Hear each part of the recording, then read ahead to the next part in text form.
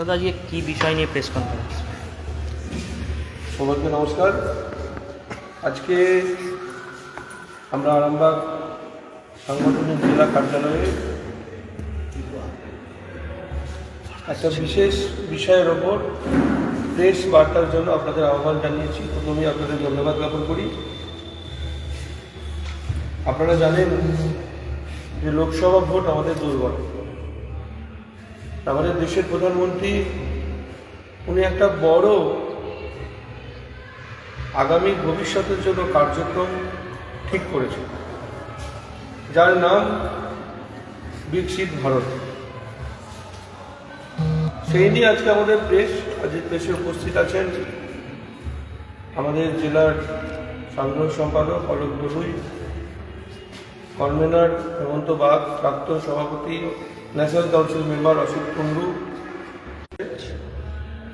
আমাদের বিকশিত ভারত, যেটা মোদিজির গ্যারান্টি, যে 2047 সালের মধ্যে গোটা ভারতবর্ষ বিকশিত হয়ে নতুন ভারতের একটা রূপ দেবে। তার জন্য বিকশিত ভারতের বিভিন্ন প্রকল্প কার্যক্রম অলরেডি শুরু হয়ে গেছে। আজকে আমরা আরামবাগ লোকসভায় বিকশিত ভারতের যে গাড়ি, যেটা আমাদের পুরো লোকসভা জুড়ে আগামী কয়েকদিন প্রত্যেকটা গ্রামে গ্রামে মানুষের কাছে পৌঁছাবে, তার শুভ উদ্বোধন আরামবাগ লোকসভায় করছি। আপনারা দেখতে পাচ্ছেন যে এই যে বক্স বিকশিত ভারতের বক্স, যাতে লেখা আছে আরও একবার মোদী সরকার আর বিকশিত ভারত মোদিজির গ্যারান্টি। এই বক্সে আমরা সাধারণ মানুষের কাছে এই বক্সটি পৌঁছাবো। সেখানে এই যে পত্রক আপনারা দেখতে পাচ্ছেন, যেটা কেন্দ্র থেকে এসেছে, প্রত্যেক মানুষের কাছে যাবে। এই পত্রকে লেখা আছে নাম, ঠিকানা, মোবাইল নাম্বার এবং পিনকোড সহ ঠিকানা, যেখানে প্রত্যেক মানুষ তার বাড়ি পাওয়ার যোগ্য বাড়ি পায়নি, কারোর বাড়িটা অর্ধেক হয়ে আছে, বাকি টাকা তার কাছে যেসব পৌঁছায়নি, শৌচাগার পায়নি, জব কার্ডে টাকা দেয়নি কেন্দ্র থেকে আসা সত্ত্বেও। তো বিভিন্ন অভাব অভিযোগ এই চিঠির মাধ্যমে সাধারণ মানুষ, আরামবাগ লোকসভার সাধারণ মানুষ, তারা জানাতে পারবেন এবং সেই চিঠি আমরা অনুযায়ী আমরা লোকসভার ম্যানিফেস্টো বানাবো। আরামবাগ লোকসভায় মানুষ কি চায়। দাদা বলুন। দাদা লোকসভায় প্রার্থীকে?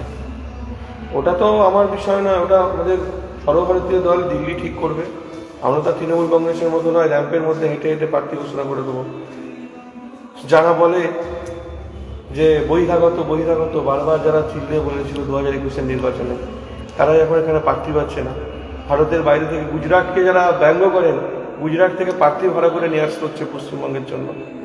যারা উত্তরপ্রদেশকে ব্যঙ্গ করেন, উত্তরপ্রদেশ থেকে প্রার্থী ভাড়া করে নিয়ে আসতে হচ্ছে এখানে। যারা বিহারকে লালু প্রসাদ যাদবের সরকারের সঙ্গে মিলিয়ে দেয়, সেখান থেকে প্রার্থী ভাড়া করে নিয়ে আসছেন। এদের নিয়ে বলার কিছু নেই।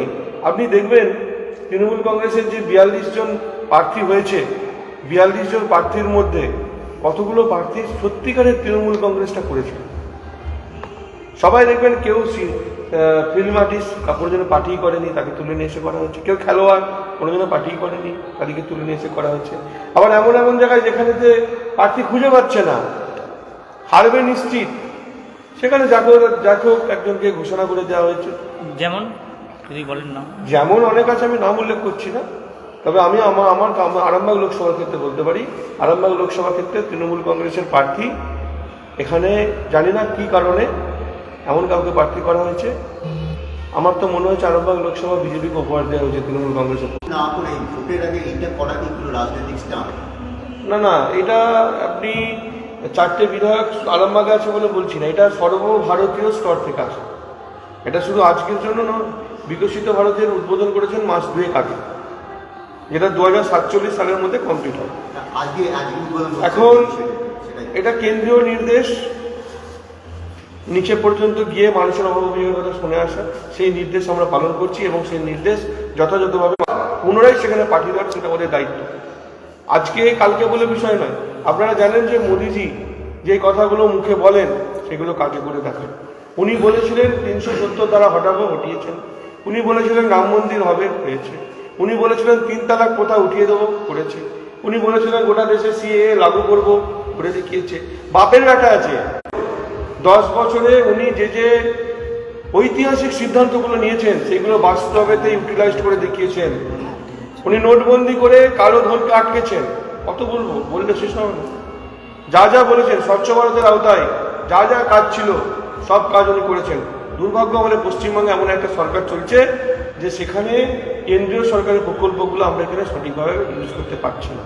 সেটা কৃষক সম্মান নিধি বলুন, আয়ুষ্মান ভারত বলুন, আরও বিভিন্ন প্রকল্প নিয়ে এজেন্ডাও নেই। পুরো বক্তব্যটা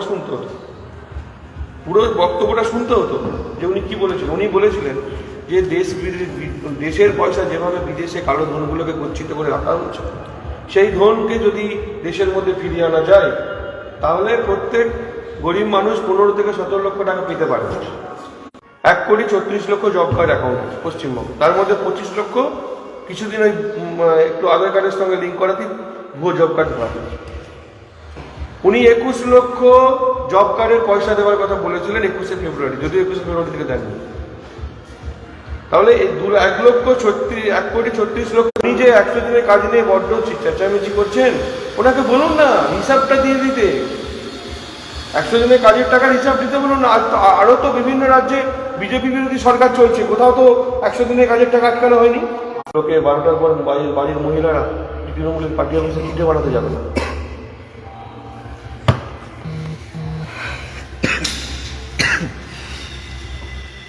ট্যাবলেটটা যদি একটু শো করেন, ট্যাবলেট এটা বাইরে গাড়ি পেয়েছে, একটু ধরুন আপনার গাড়ি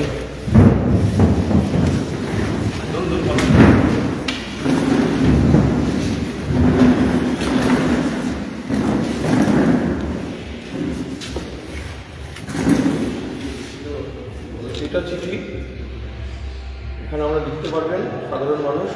আমি আপনাদের মাধ্যমে সমস্ত আরামবাগ লোকসভার মানুষকে বার্তা দিতে চাই, আপনারা আপনাদের অভিযোগ এই চিঠি আপনাদের কবে থেকে শুরু করছে? আমাদের গাড়ি আজকে বিকালের পর থেকেই বেরিয়ে যাবে। চন্দ্রকোনা থেকে শুরু হবে, চন্দ্রকোনা থেকে আরামবাগ, আরামবাগ থেকে চন্দ্রকোনা গোঘাট, গোঘাট থেকে আরামবাগ, আরামবাগ থেকে খানাকুল, খানাকুল থেকে পুরসুরা, পুরসুরা থেকে বরিপাল, বরিপাল থেকে তারকেশ্বর থেকে বরিপাল হয়ে কটা গাড়ি থাকবে? 2টো গাড়ি।